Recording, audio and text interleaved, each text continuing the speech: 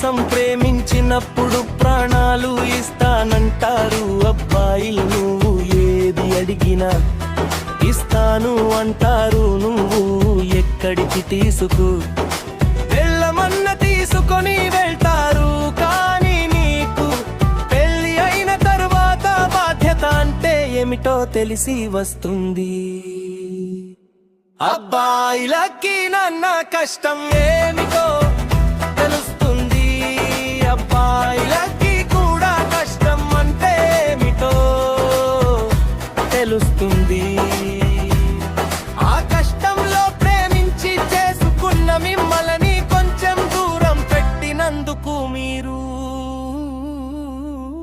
ఎంత బాధపడతారో అంతకు మించి వాళ్ళ అమ్మ నాన్న, మీ అమ్మ నాన్న కూడా అంతే కష్టపడి పెంచారు కాదా. కష్టపడిన కష్టం ప్రేమించిన అబ్బాయిలకి